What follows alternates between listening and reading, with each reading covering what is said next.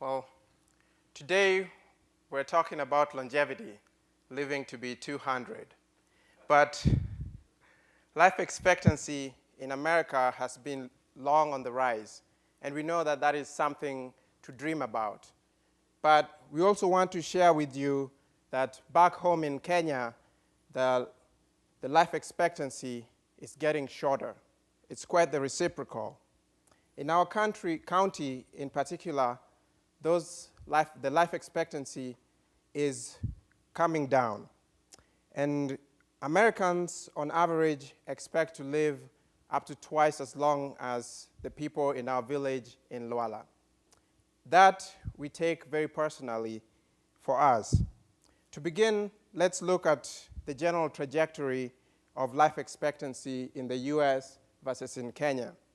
If you see here, from 1980 to 2010, the life expectancy in the US went up from 74 to 80. If you compare that to the life expectancy in Kenya over that same period of time, it went from 58 to 60 and then came down to 52. It's been on the rebound over the last 10 years. When we move closer to our county of Migori, the life expectancy has gone from 49 years to 40. So what I would like to discuss with you today is to look at three things, to look at three threats to longevity that we've found while working in the small community in Kenya. We'll also discuss with you three interventions that we've done, and then also look into three ways or three lessons that we hope you'll take from here. So I'll discuss with you, first of all, the first major threat to longevity that we experience in our community, and that is AIDS. So first of all, let's paint a picture of AIDS in Africa. According to the most recent health statistics, less than 1% of Americans are infected with HIV. When we put that, compare it to HIV prevalence in Kenya, that number then goes to 7%. And then we move closer to our community, and the number goes to 15% of the population in Nyanza province. And then we even bring it closer to our community in Lwala. Our county is called Migori County, and that prevalence is 20 to 24%. For us, the statistics are not just abstract. We take them personally. That means 1 in 4 people in our community, our friends, families, and neighbors, are infected with HIV. So this is basically Milton and I growing up as some strapping lads in Western Kenya. So Milton and I grew up in a small village of Lwala, basically a 2-hour walk to the nearest road. You know, like other kids, we played soccer, we went to school, we farmed with our communities. Our parents, who were school teachers, sacrificed a lot, took out loans to take us to schools. Amazingly, we both got admitted to Dartmouth College. You know, our village came together, they sold their chickens, they sold their goats, in order to basically give us a ticket to come to the US. But they told us one thing: do not forget us. So, you know, we came to America, to college, but then back at home, AIDS was taking lives. People called it AIDS the finisher. And, you know, basically lock the door, take the kids to live with the grandparents. We did not know that it was going to be AIDS that would take our parents. You know, we lost our mom first, and then our dad about 18 months later on. We returned home to the funeral, and that's when we announced basically our hope to help the village. Our father had long had a dream to bring healthcare to the community. So we went back home. It was our turn, basically, to finish what he had thought about. When we lost our parents, I was a med student at Vanderbilt, and Fred was still at Dartmouth. We took their death as a call to action to bring healthcare to our community in Lwala. Fred and I both began to raise funds in our spheres of influence, and in 2005, we broke ground, and the village contributed labor and resources. People understood why it was important to be involved in this endeavor. The real challenge came after we finished the building. We still did not have money to operate the building. Slowly by slowly, our story was getting out to more people. Many were moved to give, and we never could have imagined the way people were going to rally around a small village like Lwala. Finally, in April 2007, we flew back to open the clinic. The whole village came out to celebrate. We honored our parents, and there was a lot of dancing with our friends and neighbors. Remember, we were med students, and so on the first day when we had people coming in, it was a little overwhelming. However, a lot has happened since that day. We now have a team. Our organization employs nearly 50 Kenyans, and we've provided care to more than 80,000 patients.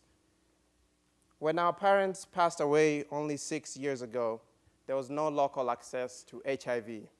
But now we've seen over 10,000. We've provided HIV care to over 1,000 people, and they're getting treatment as we speak. Now, a second threat to longevity is maternal and infant mortality. Again, let's put that in perspective. Out of every 1,000 live births in the US, 6 babies will die before their first birthday. By the time those children reach the age of 5, 3 more will have passed. But out of every 1,000 children in our home county, 60 babies will die before their first birthday. By the time those children are 5, 150 will have passed. When we originally built the clinic, we underestimated the maternal health needs. One day in May 2010, 2 teenagers came in to deliver at the same time. We were paying attention to the first mother who was in very active labor.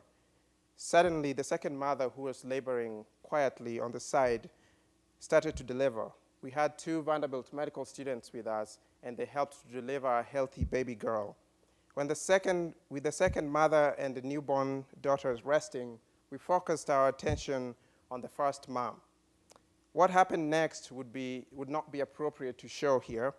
However, the first mother was moving very vigorously, and because of inadequate equipment, the delivery bed toppled, and the mom fell on the floor. There was never any better proof other than at that time that we needed a better place for safe delivery. We lifted the mother back to the bed, and thank God she was without injury. She continued on to deliver a healthy baby girl. We knew that day with certainty that we needed to expand. Now, within that same month, we basically got in touch with an architect to draw a plan for a new maternity wing. At the same time, we reached out to train hundreds of community members, basically in infant and maternal health, basically to improve delivery in a health center. In July 2010, construction began. The building project employed more than 24 people in the village, working 6 days a week. A foundation was dug. Stone was hauled from miles away and chiseled by hand. Electricians, painters, and plumbers basically brought new skill to the village. Running water was acquired. Rooms took shape. There was space for labor, delivery, and recovery. Running water was acquired.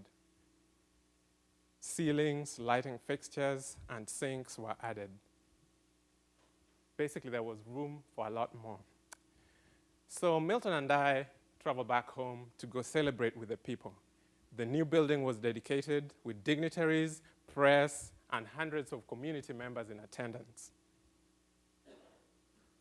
Since expansion, our patient numbers have gone up by 50%. And most remarkably, Monthly deliveries have quadrupled. By the end of this year, we will have safely delivered 300 babies in this new hospital. So the next part, you may ask, education? I thought we were talking about longevity. But increasing life expectancy does not only involve healthcare. In particular, girls who go to school have lower rates of maternal and infant mortality, and they also have dramatically lower rates of HIV. In our home county of Migori, out of 100 girls who go to school, only 60 of them complete 8th grade, and only 17 complete high school. So there are many barriers to girls' education in Lwala. Families have to pay for uniform, which most of them cannot afford. Children have to walk long distances to school, which is not safe. More often than boys, girls have to do chores. Fetching water, which often requires multiple trips and long walks. Finding firewood, washing dishes, utensils, and clothes for the family, and babysitting younger siblings. There are school barriers as well. Because of inadequate sanitation, girls have to often miss school because of their menstruation. Teenage girls are often pressured into early marriage and pregnancy. Traditionally, families would prefer to educate their sons instead of educate the girls. Therefore, in order to increase life expectancy for the girls, we are compelled to assist them in some ways. Well, girls that finish primary school earn higher wages, they have lower maternal and infant mortality rates, they raise children who go to school and are less likely to contract HIV. Educating the girls of Lwala simultaneously fights poverty, disease, and social decay. It's one of the best protections against AIDS. Since the barriers for girls are multiple, so must the solutions be. We as the Lwala Community Alliance provide support for girls in 13 schools. We give them uniforms to all the girls who make it past 6th grade. With each of these uniforms are pads that are made by our sewing cooperative, which employs local women. These women are becoming role models for all the young girls. At the same schools, we're also providing hygiene training and access to clean water, and this reduces sickness and chore responsibilities for the girls. We understand that the barriers to girls' education will not go away quickly or easily. We are committed over time to whatever it takes to help girls finish schools, for to do so is to bring life to the whole community. Now we'll share with you some of our lessons. Our first longevity lesson is knowing your community. You know, the successes we've had is not ours alone. In order to understand the underlying challenges, we are dependent upon community insight. Without local knowledge, without local dreams, we would not be delivering results.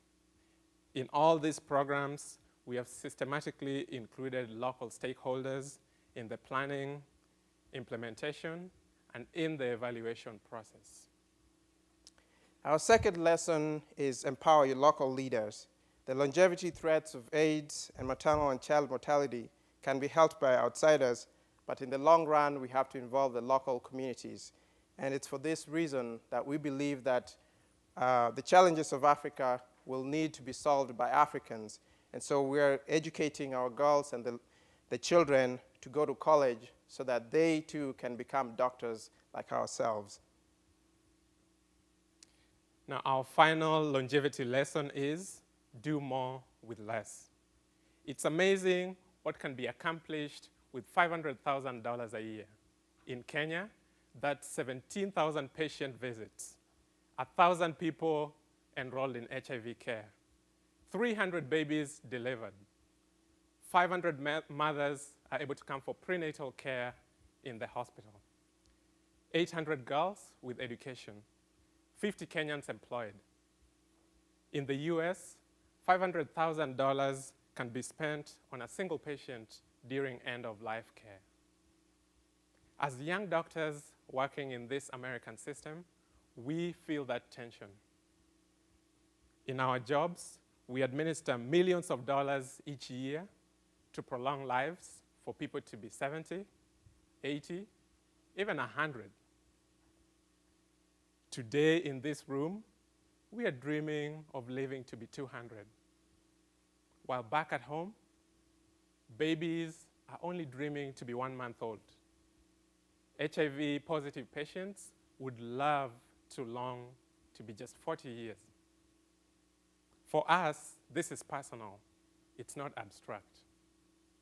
We miss our parents and live each day trying to extend the lives of family and our community members. Sadly, the gap that divides those who live and those who die ends up being financial.